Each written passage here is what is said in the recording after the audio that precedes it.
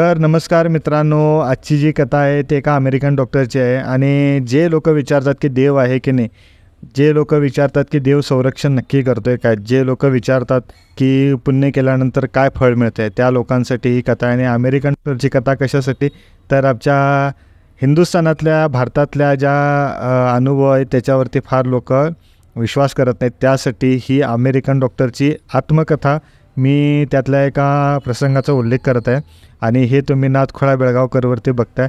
तर अशा कथा पाहण्यासाठी आम्हाला नक्की फॉलो आणि सबस्क्राईब करा. तर कथेला सुरुवात करूया.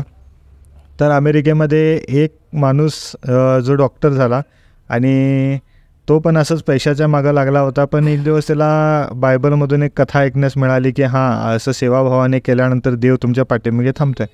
तर त्यानं ती गोष्ट इतकी मनावर घेतली की तो सेवाभावनेने लोकांचे इलाज करू लागला, कमी पैशामध्ये, कमी खर्चामध्ये. तर त्याला त्यामुळे फार मागास गावातले, अमेरिकेमध्ये सुद्धा ट्रायबल्स आहेत, फार ठिकाणी गावं आहेत जिथं लोक जात नाहीत, जिथं त्यांना चांगल्या प्रकारचे औषधोपचार मिळत नाहीत, अशा ठिकाणी तो लोकांची जाऊन सेवा करू लागला. तर असं करताना त्याला सवडच मिळत नसे. एक दिवस तो रात्री 12 वाजता आपल्या घरी आला आणि तो पडला. तर तो झोपल्यावरती त्याला एक कॉल आला आणि त्याला सुद्धा नव्हती की असा कॉल आला आहे. त्याच्या बायकोनं तो कॉल उचलला आणि कॉल उचलल्यानंतर तिकडनं एका बाईचा आवाज आला की माझी मुलगी फार त्रासात आहे आणि तिला औषध उपचाराची गरज आहे.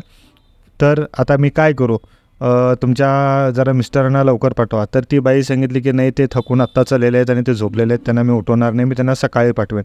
पण ह्यांचं सेन्स इतकं वाढलं होतं की त्या झोपेमध्ये त्यांना रिअलाईज होत होतं की कोणतरी फार आजारी आहे आणि मला जायला लागेल.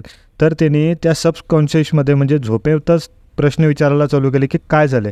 तर ती बाई तिकडनं तिला सांगू लागली की माझी 14 वर्षाची मुलगी आहे जी फार आजारी आहे.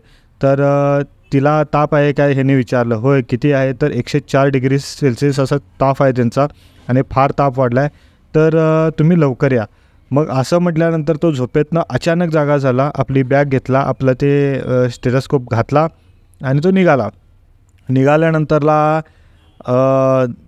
जाताना त्याला एक टनल लागलं. ते गाव होतं 4-5 किलोमीटर लांब, गाडीची सोय नव्हती, गाडी जात नव्हती, त्यामुळे त्याला त्या कच्च्या रस्त्यातनं चालत जायचं होतं आणि तो चालत सुटला. त्यावेळेला तिथनं एक टनल होता, त्या टनलमध्ये तो गेला. त्या टनलमध्ये गेल्यावरती त्याला एक माणूस भेटला आणि तो विचारला की तुमच्याकडे माचीस आहे काय, तर तो आहे म्हणून ती माचीस लावला. तर त्या माणसाने ती सिगरेट पेटवून घेतली त्याच्या हातातली.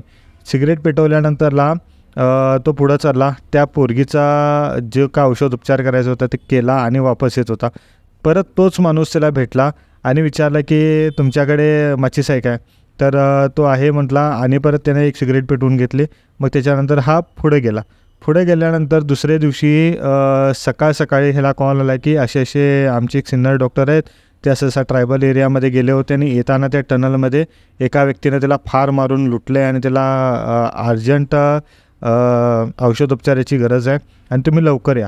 तर ह्याने सकाळी गेले. मग त्याच्यानंतर थोड्या वेळानंतर ह्याला कळालं की त्या माणसाला पोलिसांनी पकडलं आहे, ज्या माणसाने हे त्याचं हाल केलं. तसं म्हटल्यावरती हा त्याला बघायला गेला की हा माणूस कोण आहे आणि हा डॉक्टरांना का मारून हा लुटला आणि मी पण त्याच टनलमध्ये गेलो होतो, मला का हार्म केला नाही. तर त्याला ती उत्सुकता होती. तर त्यानं त्या माणसाला भेट द्यायसाठी गेला. भेट द्यायला गेल्यावरती त्या माणसाला बघून तो थक्क झाला, कारण रात्री जो त्याच्याकडे माचीस मागत होता तोच हा माणूस होता. तो माणूस होता. त्या माणसाला त्याने विचारलं की मी सुद्धा त्या टनलमधनं गेलो आणि आलो आणि दोन्ही वेळा मी तुला माचीस दिलो, दोन्ही वेळा मी तुझी बिडी पेटवलं आणि तुझ्याबरोबर थोड्या वेळ थांबलो होतो, तू मला का लुटला नाहीस. तर त्या माणसानं त्याला जे उत्तर दिलं तो ऐकून ते शॉक झाला. तो माणूस म्हणाला की माझ्याबरोबर माझ्यासमोर जो एकटा माणूस असतो मी त्यालाच लुटतो.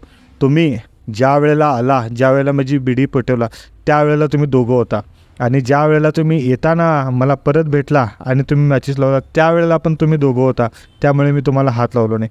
त्या डॉक्टरनं त्यावेळेला आश्चर्यानं विचार केला की हे काय होतं. तर त्याला कळालं की माझ्या या सेवाभावनेमध्ये परमेश्वर खरोखर माझ्या बाजूनं थांबला आहे, कारण मी रात्री झोपेमध्ये जे प्रश्न केले त्याचे उत्तर मला मिळाले. त्याच्याकडनं मला त्या पोरगीला औषध उपचाराची जी अर्जंट गरज होती ती मला कळाली. त्यामुळे मला हे रिअलाईज झालं, मी फोनवरती बोललो नव्हतो गोष्टी, मी घेतलो आणि निघालो. तर हा परमेश्वर मला पाठीमागनं फार सपोर्ट देत आहे. त्याला ही गोष्ट कळाल्यानंतर त्याचा सेवाभावनेचा जो भाव होता तो आणि जरा दृढ झाला. तर परमेश्वर नाही म्हणणाऱ्यांसाठी ही कथा खरोखर चांगली आहे आणि ही कथा सर्वांबरोबर शेअर करा. कारण कसं आहे की आपला भारत देश हा कायम गुरुपरंपरेतील, देवाच्या आस्थेतील आणि भक्तिमय देश होता. पण आता ते जरा तुटत चाललेलं आहे. ते सिनेमांमधनं म्हणा किंवा हे रील्समधनं म्हणा, पण लोकांचा हा भाव कमी होत आहे, लोकांच्या प्रथा तुटत आहेत आणि त्यामुळे त्यांना त्राससुद्धा सहन करावा लागतो आहे. तर असं होऊ नये ह्यासाठी जास्तीत जास्त संख्येने हा कथेला शेअर करा आणि आम्हाला सपोर्ट करण्यासाठी आमच्या चॅनलला लाईक, शेअर, सबस्क्राईब आणि कमेंट नक्की करा. धन्यवाद. Bye.